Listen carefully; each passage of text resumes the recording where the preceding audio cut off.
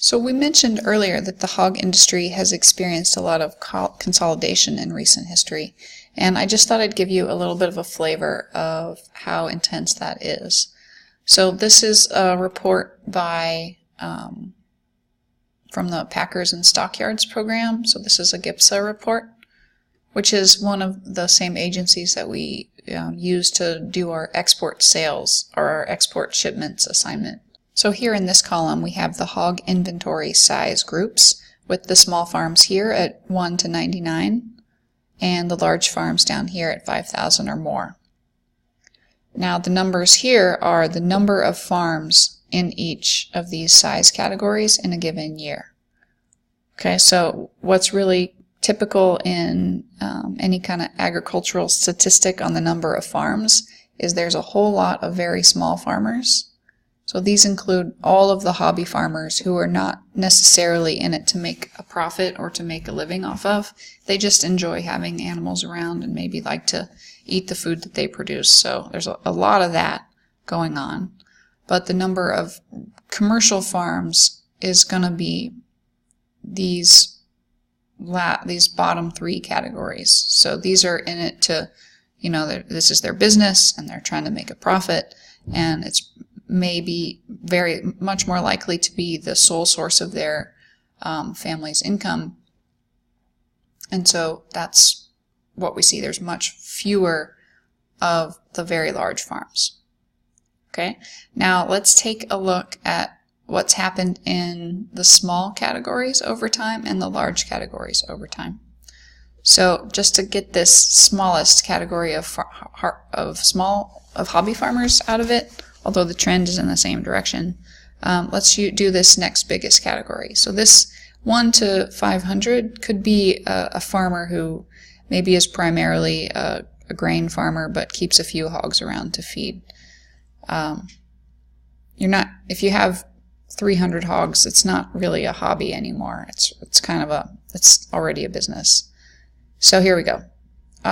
In 2008, there were 6,740, but by 2012, there were only 5,000.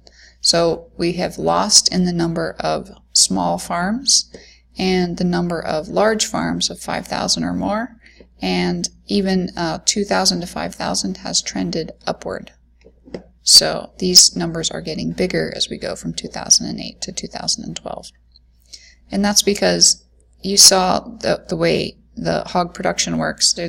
You can just imagine that there must be very significant economies of scale when you're building hog barns. If you build another 30 feet, maybe you can get another 10 sows in there, and then it's going to be much cheaper than having that kind of production spread across many different smaller operations.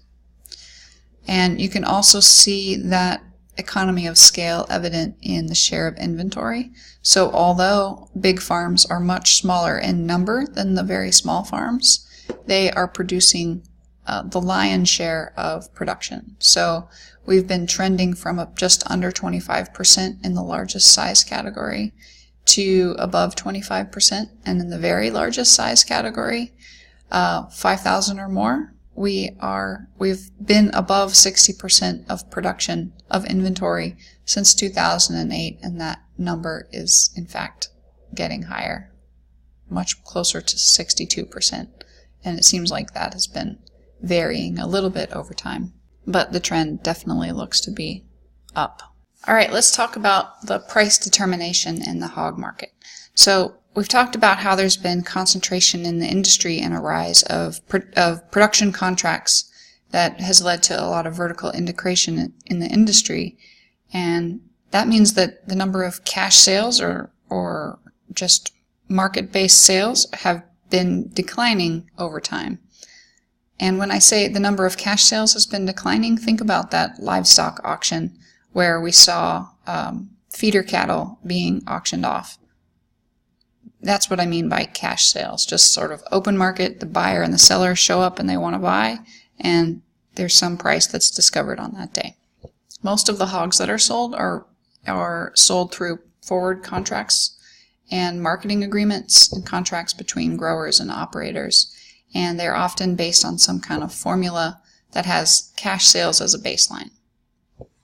So let's look at what some of these prices look like.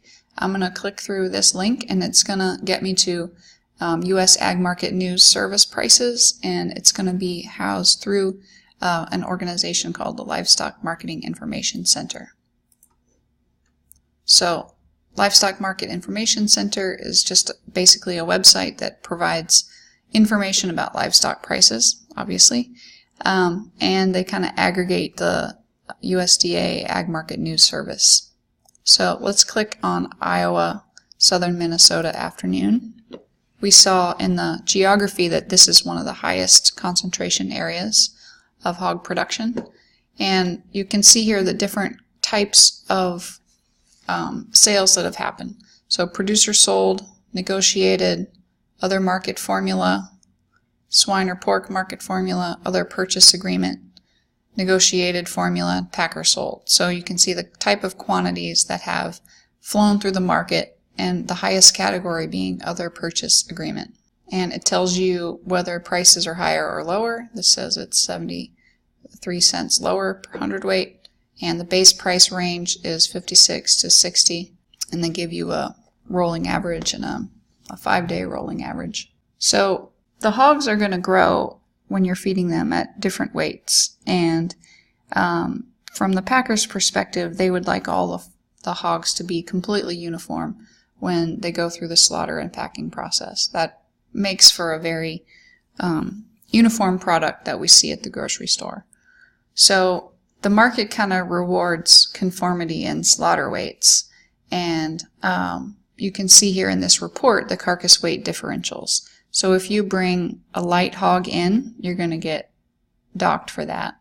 And if you bring in what the market wants, around a 200-pound hog, then you're going to get pretty much right on the money. And if you bring in a hog that's too heavy, you'll get a discount as well. So shouldn't be too light, shouldn't be too heavy, or you're going to pay a penalty in the price that you're going to get for your animal.